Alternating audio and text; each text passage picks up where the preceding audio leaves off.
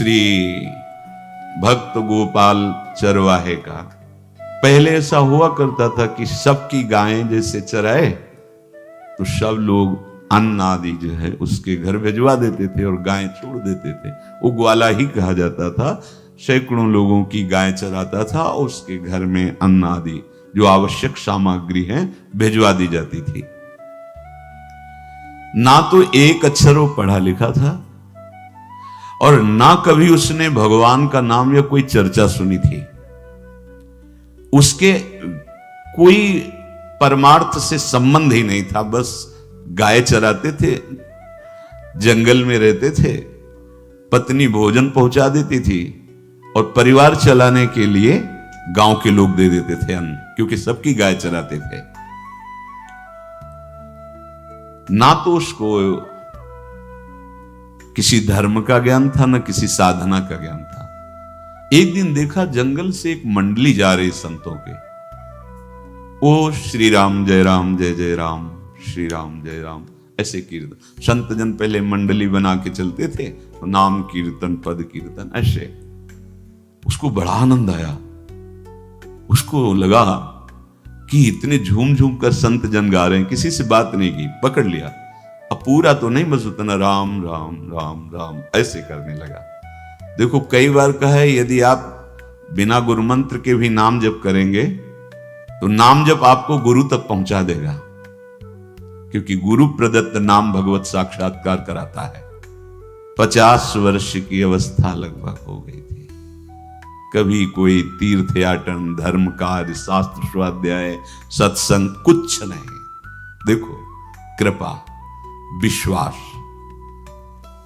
अब वो अलौकिक ढंग से नाम में मिठास लगने लगी उसको, तो जोर जोर से कभी कभी नाच पड़ता, चरवाहा है ना, गाता। तो और जो लोग थे उसका उपहास करते, अरे नरक में भी ठौर नहीं मिलेगी, जिंदगी में कुछ पुण्य नहीं किया, ये ऐसे लोग बहुत उपहास करने वाले। ऐसे करने से क्या मिलेगा, नाम से कुछ हो जाएगा। उसने कहा हमने तो कभी सोचा ही नहीं कि कुछ होगा, हम तो ऐसे ही गा रहे। पर ये लोग उपहास कर रहे हैं, क्या गलत है क्या ऐसा गाना? जब तक दृढ़ ज्ञान नहीं होता तब तक माया फिसला सकती है। उसने कहा कि हम किसी लाभ के लिए, बैकुंठ जाने के लिए या कोई लाभ के लिए नहीं जपते, हमें तो अच्छा लगा, वो गा रहे थे संत जन तो हम गाने लगे। क्या सही में आप लोग समझते हैं कि ये गलत है? उनका तुम मूर्ख हो, तुम्हारी क्या समझ में आए? और उपहास करते उसका। उसके मन में एक बात आई, कोई ये प्रमाण दे दे मुझे कि ये जो मैं संतों के मुख से सुना नाम, ये परम सत्य है, ये परम सुखकारी है, और इससे क्या बैकुंठ मिल जाएगा? कोई तो मिले मुझे। और जब किसी के हृदय में ऐसी आकांक्षा होती है तो वही मिल जाते हैं जो सबके हृदय की जानते हैं। एक दिन उसने देखा जब लोग दिल्ली की हंसी मजाक कर रहे थे, उसी समय एक लंगोटी पहने हुए, हाथ में कमंडल और दंड धारण किए हुए कोई वीतराग परमहंस दौड़ा, चरणों में गिर गया। महाराज महाराज, बस एक बात आप बता दीजिए, जो हम राम राम कह रहे हैं, ये लोग उपहास करते हैं, क्या इससे हमारा कल्याण हो जाएगा, बैकुंठ मिल जाएगा? तो उन्होंने कहा बेटा, ये बहुत मंगल में भगवान का नाम है, पर हमें लगता है कि तुम्हें गुरुदेव की आवश्यकता है। यदि तुम गुरु कृपा पात्र बन जाओ तो इन उपहास करने वालों की बातें तुम्हारे मन में नहीं लगेंगी और निश्चित तुम्हें भगवत साक्षात्कार हो जाएगा। तो पैर पकड़ लिया और कहा महाराज आप ही गुरु बन जाओ ना हमारे, आप ही हमें मंत्र दे दो। तो उन्होंने कहा हम तो तीर्थ यात्रा में हैं, ऐसा हम नहीं कर सकते, पर यदि तुम भगवान से प्रार्थना करोगे तो तुम्हारे कल्याण के लिए सदगुरु प्राप्त हो जाएगा। इसलिए जैसे कोई पूछते हैं किसको सदगुरु बनाऊं, तुम कहते किसी को नहीं, पहले भगवान को मानो, श्री हरि को, जगत गुरु श्री कृष्ण को, फिर उनसे प्रार्थना करो कि यदि आप आवश्यक समझते हो कि सदगुरु के रूप में आप आकर के हमारा कल्याण करेंगे तो मुझे पहुंचा दो, या आप स्वयं आ जाओ। मैं नहीं खोज कर पाऊंगा, मेरी वो दृष्टि नहीं है कि मैं किसी महापुरुष को पहचान सकूं। मैं तुमसे सत्य कहता हूं, सदगुरु की जो शरण में हो गया तो उसके जीवन नौका की डांट सदगुरु अपने हाथ में ले लेते हैं। फिर उसको कोई भय, कोई उपहास, कोई लज्जा नहीं सताती। वो सुख पूर्वक इस दुखद अपार संसार समुद्र से पार हो जाता है। पर बेटा, तेरे ऊपर भगवान की बड़ी कृपा है, क्योंकि तू संतों को मानता है। तू मेरी बात पर विश्वास कर ले, अंदर से तू एकांत में रो, तुझे सदगुरु मिल जाएंगे। अब ऐसा कहकर वो अपने राह में चले तीर्थ यात्रा के लिए। अब वो खोजता, एकांत में बैठकर देखता, कभी कभी वो पेड़ पे चढ़ जाता कि कोई संत तो नहीं आ रहे हैं। अब उसके लिए वहां भोजन पहुंच जाता, पाता, गाय देखता और बस खोज करता कि सदगुरु आ जाए, सदगुरु आ जाए। बहुत समय व्यतीत हुआ, पर उसका विश्वास नहीं टूटा कि संत ने कहा था कि तुम भावना करो कि सदगुरु आ जाएंगे। भगवान सदगुरु बन करके आ गए, वही है सदगुरु। देखा सामने से बड़े तेजस्वी महात्मा बड़े तीव्र गति से आ रहे। वो दौड़ा, गुरुदेव गुरुदेव, चरणों में लौट गया। चरणों में जे ही गिरा तो एक बिजली सी दौड़ी उसके हृदय में। अब बात बन गई, गुरु मिल गए। वो खड़े हो गए, देखते ही सात्विक भाव उत्पन्न हो रहा है, आंसू निकलने लगे। देखते ही मन में आया कि जो संत कह रहे थे सदगुरु मिल जाएंगे, यही हमारे सदगुरु हैं। हृदय में उत्साह, आतुर आवाज, प्रभु मुझे भवसागर से पार करने वाला गुरु मंत्र दे दो। ऐसे थोड़ी दीक्षा दी जाती कि गली चलते दी जाए, दूंगा। जा पहले स्नान करके आ, फिर एकांत स्थान में बैठेंगे, फिर तेरे को उपदेश देंगे। बोला, महाराज मैं जंगली आदमी हूं, गाय चराता हूं, हमारा घर बार से कोई आना जाना नहीं, यही भोजन आ जाता है। संत ने कहा, अच्छा स्नान करो। स्नान करके आए, एक पेड़ के नीचे। भाई मैं तुझे कुछ नियम दूंगा, कुछ शर्त। तो अब महाराज गंवार आदमी है, ना हम आपका कोई नियम पालन कर पाएंगे, ना कोई व्रत पालन कर पाएंगे, ना कोई साधना कर पाएंगे। आप देख लो हमारी हालत। 50 साल का हूं, पढ़ा लिखा बिल्कुल नहीं, कोई धर्म कर्म नहीं जानता, गाय चराता हूं। मुझसे बहुत बातें नहीं सदेंगी। अगर एक कोई बात बता दो तो प्रण करता हूं जिंदगी में प्राण त्याग सकता हूं, पर एक बात कोई, एक नियम कोई दे दो। हमें बहुत नियम तो नहीं समझ में आएंगे, एक कोई बात बता दो कि ऐसा कर लेना और मंत्र जपना, तो हम प्राण त्याग सकते, पर आपकी आज्ञा उल्लंघन, पर बहुत हम बातें नहीं मान पाएंगे क्योंकि हमारे इतना ज्ञान नहीं है। गोपाल के वचन सुन करके बहुत प्रसन्न हुए संत भगवान। एक नियम तुझे देता हूं, हमारे आराध्य देव श्री कृष्ण हैं, गोविंद हैं। आज से तुम्हारे आराध्य देव गोविंद हुए, हाँ श्री कृष्ण है। बिना उनको पवाए तुम्हें पाना नहीं है, बस यही तुम्हारे लिए नियम है। तुम्हारे पास जो आवे, सूखी रोटी, दूध, छाछ, जो भी, बिना उनको पवाए पाना नहीं है। सीधा सरल आदमी। गुरुदेव प्राण चाहे चले जाएं, बिना उनको पवाए आज के बाद कभी जिह्वा पे कुछ नहीं जाएगा। ऐसा गुरुजन आदेश करते हैं वैष्णव मार्ग के पथिकों को कि जल भी बिना अर्पित किए मत पियो। अगर आप बिना अर्पित किए पीते हैं तो आपकी बुद्धि में इष्ट देव के प्रति ममत्व तो नहीं आ पाएगा, नहीं आ पाएगा। अब तो गोपाल नाच पड़ा कि गुरु मिल गए, गुरु मंत्र मिल गए और इष्ट का पहचान मिल गई। उसी समय घर से भोजन आया, वही कभी चटनी रोटी, ऐसे ही बैठा एकांत वृक्ष के नीचे। आओ गोविंद भोग पाओ। अब गोपाल विचार में लगा कि आ तो रहे हैं ही नहीं, और गुरुजी ने कहा बिना पवाए पाना नहीं। पूरा दिन व्यतीत हो गया। गुरुजी कहते घट घट में विराजमान भगवान है तो कहीं से भी प्रकट हो सकते हैं। तो अंदर मंत्र जपता हो, कहता आओ भगवान पाव आके नहीं आए। महाराज हमारे गुरुदेव ने आपका ध्यान जो बताया था वैसे ही आओ, आप पाओ आकर के। रात्रि हो गई, देखा पर वो नहीं आए तो भोजन उठाया, गाय को पवा दिया। तो बहुत सी गायें थी, भूखा रह गया। दूसरे दिन फिर भोजन आया, एक पत्ता टोरा, जल से छिड़का पत्ते को और भोजन रखा। भगवान को फिर पुकारा, आओ प्रभु। गुरुदेव ने आज्ञा की, बिना आपको पवाए हम अपनी जबान में नहीं रख सकते। शाम हो गई, रात्रि हो गई, फिर गौ को दे दिया, नहीं पाया।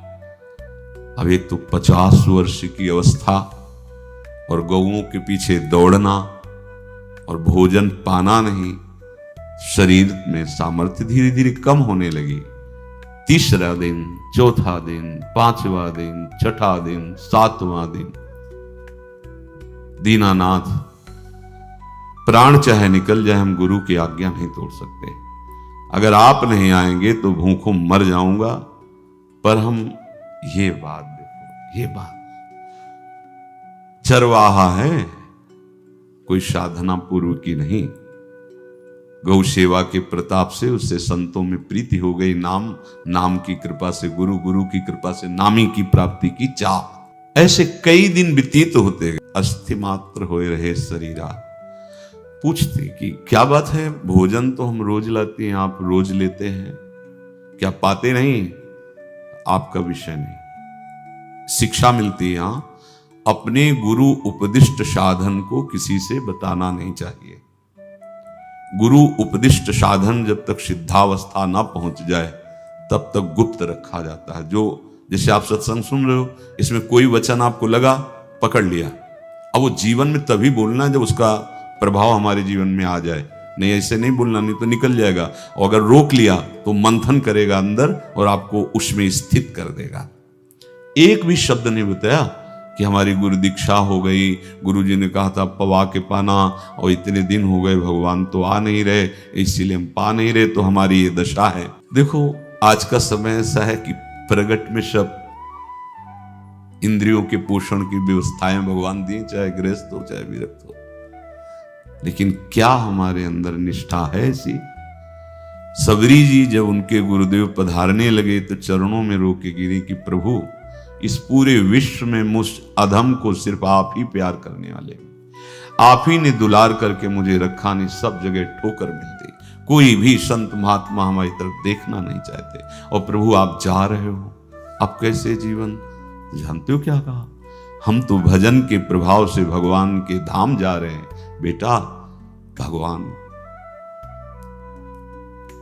स्वयं चलकर तुम्हारे पास आएंगे। सबरी जी बहुत वर्षों तक कभी गुरु के वचनों पर अविश्वास नहीं हुआ, क्यों कहते थे भगवान आएंगे, रोज पावड़े डालती हूँ, सोहनी लगा के जल छिड़कती हूँ, रोज पे लगता है फुसला तो नहीं दिया गुरु जी ने? नहीं, गुरु के वचन भगवान आएंगे।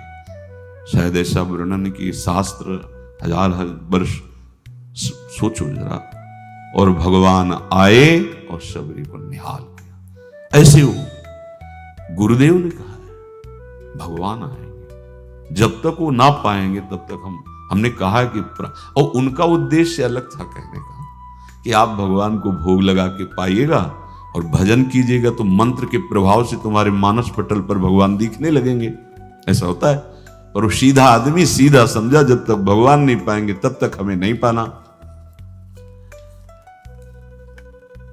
18 दिन बीत गए, कुछ न खाना न पीना। गोविंद भी देखते हैं, बाल भक्त ओम प्रकाश जी महाराज यही अपने चामुंडा के पास से उधर, बहुत नामनिष्ठ महात्मा, बाल भक्तों में बहुत ही मानो प्रहलाद जी ही हैं। जैसे प्रहलाद जी नामनिष्ठ भगवान-निष्ठ, घट घट में भगवान को देखने वाले, ऐसे श्री ओम प्रकाश जी बाल भक्त। बड़े बड़े महापुरुष गए, हरि बाबा, उड़िया बाबा, सब बस वो यही कहते कि ये श्री कृष्ण का आदेश है। फिर शायद 50 के भी ऊपर दिन गए थे, ऐसे 70 दिन। 70 दिन तक उस महापुरुष ने कुछ नहीं खाया, सशरीर अंतर्ध्यान हुए, आज समाधि उनकी बनी। हे, जब महत्व भगवान का जग जाता है तो शरीर का महत्व नहीं। अच्छा, प्राणनाथ जब प्राणों का पोषण कर रहे हैं तो अन्न में भी तो प्राणनाथ की ही दी हुई शक्ति है, तो बिना अन्न के भी उनका पोषण हो रहा है। पर ये भागवती का आदेश से, मनमानी करने से नहीं। मनमानी करने में फिर मार्ग रुक जाएगा। भगवान आदेश करते हैं अपनी वाणी से, युक्ताहार विहार से, उचित आहार विहार, वो तो भगवत आदेश होता है। 18 दिन बीत गए, 19वें दिन जब भोजन आया तो पेट के आते सब सिकुड़ गई थी। वैसे ही 50 वर्ष के थे, आंखें धस गई थी, उठने की ताकत नहीं। पत्नी ने फिर कहा कि आप कुछ तो बताइए कि क्या आपको कोई रोग हो रहा है, आप भोजन नहीं पा रहे, मैं रुक जाऊं यहीं आपकी सेवा के लिए या आप घर चलिए। कोई उत्तर नहीं, आप जाइए, हम ठीक हैं। ऐसा फिर धीरे से पत्ता लाए, छिड़का, भगवान आओ पाओ आकर के।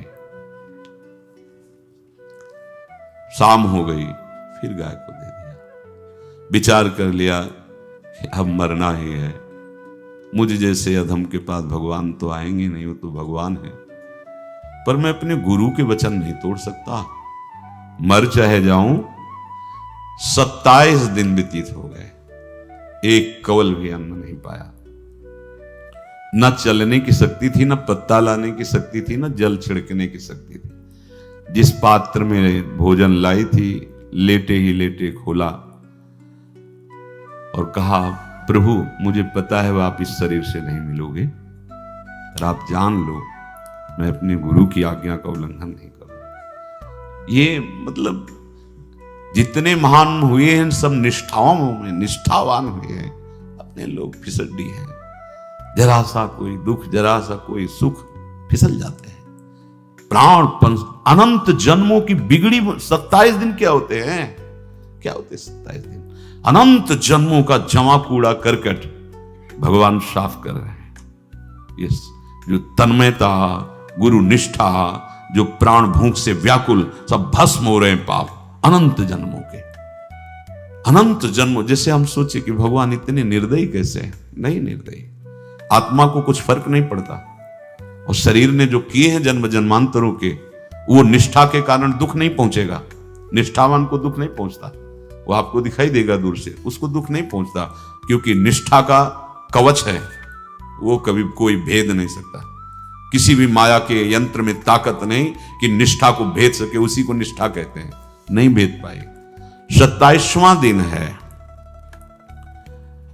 पति की दशा देख करके कहा, स्वामी अब तो आप कहोगे भी तो मैं नहीं जाऊंगी, हम आपकी दशा, इशारे से कहा आज भर चली जा, क्योंकि उसको लग रहा था आज प्राण निकल जाएंगे।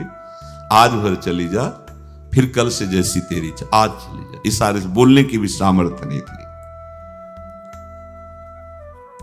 गोपाल के आंसुओं की धारा चल रही, पड़े पड़े धीरे से खोला जो भोग है, और अंतस्थल, आज बोल भी नहीं पा रहे, अंतस्थल से कह रहे, प्रभु अब चाहे आके पालो या लिवा जाके पवा देना, देख लो आप, आखिरी है, आके पालो या लिवा जाना, अपने यहां पवाना, क्योंकि हमारे यहां तो पाए नहीं आप।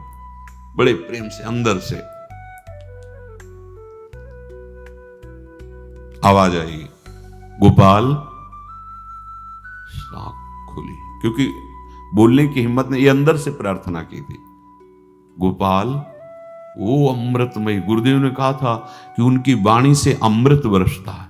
एकदम आंख खुला, देखा वही पीतांबर, वैसे ही मोर मुकुट, वही मुरली, वही करधनी, वैसे नूपुर, वैसे ललित त्रिभंगी। गुरुदेव ने जैसा वर्णन किया था वैसा ही सुंदर रूप गोपाल के सामने। प्रभु मुखमंडल की मनोहरता देखकर निहाल हो गए, ये निहाल कर देंगे। थोड़ी पीड़ा सहना सीखो, सहत सहत बाढ़े भगति, ग्रह तन गुरु हितगार, ग्रह तन गुरु हितगार हार अपनी करिमा। सेवक जी कह रहे हैं, देखो, ग्रह तन गुरु हितगार हार अपनी कर, तन मन प्राण गुरु वचनों पर न्यौछावर, जो भी सहना पड़े सहूंगा। मिल गए प्रभु। प्रभु दूर नहीं है। प्रिया प्रीतम बहुत कृपालु हैं। मानो करोड़ करोड़ काम की सौंदर्यता को हे करते हुए प्रभु के लावण्य का प्रकाश हो रहा है। मनहारिणी मुरली, जैसे कहा था अधरों में रख, वैसे अधरों में विराजमान। अच्छा, खास बात ये, ना कोई गाय देख पा रहे, नहीं कोई और चरवाहा देख पा रहा। ये भगवान को, जैसे इस सभा में किसी से बात करें भगवान, किसी से मिले तो पास बैठा व्यक्ति भी नहीं देख पाएगा, ना जान पाएगा, क्योंकि प्राकृतिक इंद्रियां, प्राकृतिक शरीर, और वो चिदानंद में, वो तो जिसको दर्शन देंगे तो पहले दृष्टि प्रदान करते हैं। भगवान जिससे मिलते हैं पहले दृष्टि प्रदान करते हैं, तो गुरु रूप से दृष्टि प्रदान। ये जो अंतर में पुकारा ना, वो अंतर दृष्टि खुल गई, सामने देखा। इतना सुंदर विश्व मोहिनी भगवान श्री हरि का ललित त्रिभंगी रूप कि गोपाल की आंखें नहीं टिकी। इतना सुंदर रूप, आंखें भगवान के तेज के आगे बंद हो गई। जेवी बंद हुई तो देखा मानस पटल पर वैसे ही ललित त्रिभंगी। फिर खोला, देखा सामने भगवान मुस्कुराए, सामर्थ्य प्रदान की। देखो अर्जुन के साथ ही तो खेलते भगवान सखा भाव से, रथाक रहे हैं, लेकिन भगवान का विराट स्वरूप देखने की सामर्थ्य अर्जुन में थी क्या? दिव्य दृष्टि प्रदान की। फिर भी कांप रहे थे अर्जुन जी भगवान की दिव्य दृष्टि संपन्न नेत्रों से उस विराट महिमा को देखकर कांप रहे थे अर्जुन। ये तो माधुर्य रूप प्रभु का है। उसने मानो इशारा किया प्रभु को कि हमारी सामर्थ्य में सकिल कर आ जाऊं, नजदीक आप आ जाओ। आ गए, अपना माथा प्रभु के चरणों में रखा, आंसुओं से भगवान के चरणों का प्रक्षालन कर रहा। देखो गांव का गाय चराने वाला ग्वारा, जिसको कोई धर्म कर्म का ज्ञान नहीं, कोई भक्ति का ज्ञान नहीं, कोई शास्त्र का ज्ञान नहीं, भगवान ने फिर उसको उठाया और अपने हृदय, ज्यों हृदय से लगाया, हष्ट पुष्ट स्वस्थ सब, अंतर बाहर पूर्ण, कोई पीड़ा नहीं, कोई दुख नहीं, बिल्कुल तेजस्वी स्वरूप। भगवान की स्पर्श की महान सामर्थ्य है। बाली ने बहुत मारा ना सुग्रीव को, तो कर पर शाह सुग्रीव शरीरा, जे इस पर सारी पीड़ा गई। भगवान अमृत सावी है, भगवान दिव्य चिदानंद भाव देने वाले हैं। अब तो सुरमुनि वांछित प्रभु की छाती से लपटा है। ये ऐसा ना सोचो कि कहानियां हैं, ऐसा ये सत्य विषय आप भी प्राप्त कर सकते हैं। इसी के लिए रोज सत्संग होता है। जब वो भगवान से लिपट कर छाती में अश्रु की बूंदे, तो भगवान ये था माम प्रपद्यन्ते, भगवान की अश्रु बूंदों से गोपाल का अभिषेक हो रहा है। मानो सुदामा मिलन हो रहा है। जैसे भगवान को दैन्य बहुत प्रिय है। तभी भाई जी महाराज कहते हैं पद में कि बुद्धिहीन बना दो हे भगवान, हमें बुद्धिहीन बना दो। ये जो बहुत बुद्धि चलती है ना, इसके लिए दौड़ भाग है। नहीं, सीधे प्रभु हमारे हैं, हम प्रभु के हैं। नाम जप आश्रय भगवत प्राप्ति निश्चित। भगवान बोले, प्यारे गोपाल अब तू रो मत, देख मैं तेरे प्रेम में पगी हुई ये जो सूखी रोटियां हैं अभी पाता हूं। और भगवान बैठ गए और उसके घर की जो रोटी थी उसे भी। देखो मुझे त्रिभुवन का कोई भी भोग प्रसन्न नहीं कर सकता गोपाल, मुझे त्रिभुवन का कोई भोग प्रसन्न नहीं कर सकता। इस बात को समझो। जिनको ये भ्रम हो कि हम अधर्म से कमा के 56 भोग लगा के प्रभु को प्रसन्न कर लेंगे, तो ये बात सुनो। कह रहे मुझे त्रिभुवन का कोई भोग प्रसन्न नहीं कर सकता। मैं ऐसे ही अन्न की चाह रखता हूं। भगवान के वचन, जैसे दुर्योधन का महल का सब वैभव त्याग के, स्वागत ठुकरा के और विदुरानी जी के हाथ का छिलका पाया। मैं ऐसे ही अन्न की चाह रखता हूं, भगवान कहते हैं। बलिहारी है। कभी प्यार से एकांत में रो के इनको पवाना सीखो। भले आप इतनी कटोरी में सब्जी, 2 रोटी, और अगर दैन्य भाव से कि नाथ कहां आप और कहां, कैसे आपको पवाएगा। जो छवि है ना, पंखा करते जाओ ऐसे बीच बीच में, जल पिला, देखो ना। ये था माम प्रपद्यन्ते तास ततैव भजम। आप जैसा मानोगे वैसा ही वो व्यवहार करेंगे, पक्का समझ लो। गोपाल जो सच्चे हृदय से मुझे पुकारता है, मैं अवश्य उसको मिलता हूं। जो प्रेम पूर्वक मुझे पवाता है, मैं अवश्य उसका पाता हूं। पत्रम पुष्पम फलम तोयम ये में भक्त्या, भक्ति पूर्वक जो पवाया। भक्ति पूर्वक का मतलब दैन्य। अभक्त में अहंकार होता है। देखो ये किया मैंने, वो भगवान स्वीकार नहीं करते। वो आपका शुभ कर्म बन सकता है, अब वो भी धर्म से कमाई की है तो, पर भगवान की प्रसन्नता का हेतु होगा दैन्य। जहां भी देखो हमारे स्वामी को, जहां भी देखो दैन्य में बिके हुए पाए गए, दैन्य में। और ये दैन्य किसी बाजार में नहीं मिलती, ये दैन्यता बनावटी नहीं होती, ये वस्तुता हृदय की होती, भगवत प्रदत्त ही होती है। पर जो संत सदगुरुदेव की आज्ञा का अक्षरशः पालन करे तो इस दैन्य का निश्चित प्रादुर्भाव हो जाएगा, अहंकार गलित हो जाएगा। वत्स, मैं किसी भी वस्तु का कभी भूखा नहीं हूं। मानो गोपाल के बहाने से हमको समझा रहे हैं क्या चाहिए भगवान को, क्या चाहिए। कुछ भी कर लो, माना कि तुम तात्कालिक वर्तमान दुख को मिटा सकते हो, तात्कालिक, लेकिन संपूर्ण दुखों को मिटाने के लिए हरिनाम गरज रहा है, राधा नाम गरज रहा है। आपसे प्रार्थना है, समझो इस बात को। कलयुग केवल नाम आधारा। देखो, सुन के राम राम शुरू किया, मिल गए सिद्ध सदगुरुदेव, दे दिया मंत्र, बता दी निष्ठा, और मिल गए भगवान। और भगवान कह रहे हैं अब तेरे जीवन में कभी दुख का लेस नहीं रहेगा, तू अब घर जा, अब किसी की गाय चराने की जरूरत नहीं है। कुल परंपरागत तेरे लक्ष्मी बढ़ती रहेगी, तुझे कुछ करने की जरूरत नहीं। देखो, बड़े बड़े सोने के पहाड़ किसी सुनार ने बनाए क्या? प्रभु ने तो बनाया। भगवान हंसते हंसते समझ ही नहीं पाए और अंतर्धान हो गए। अभी गोपाल कुछ अपने मन भर के देख नहीं पाया था, कह नहीं पाया था, भगवान अंतर्धान हो गए। अब तो चिल्ला चिल्ला के रोने लगा और विवश होके आंख मूंदी तो देखा उसके मानस पटल पर छाए। अब तो राजी हो गया कि ये मेरे प्रभु ऐसी जगह विराजमान हो गए, कोई देख नहीं पाएगा, हम रोज बात करेंगे, रोज दर्शन करेंगे। नारायण या गौर श्याम को हृदय निकुंज बसइए। तो इसलिए धैर्य धारण करके, कितना भी कष्ट हो, अब पीछे मत हटो, फिसलो मत। माया अपने पार्षदों को भेजेगी। प्रभु का चिंतन छूटे वो कुछ भी स्वीकार नहीं।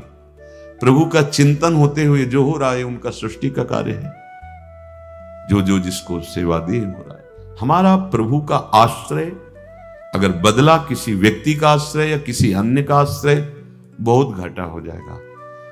अपने इस मन को देखते रहिए कि प्रभु को प्रथम नंबर में रखता है या द्वितीय नंबर में। हमें तो लगता है हो सकता है चौथे पांचवें नंबर पे रखता हो। अगर आपको यह वीडियो पसंद आई हो तो इस वीडियो को लाइक करें और मेरे चैनल को सब्सक्राइब करें। आगे आने वाले समय में ऐसी ही और भी वीडियोस में अपलोड करूंगा। अपना कीमती समय देने के लिए धन्यवाद।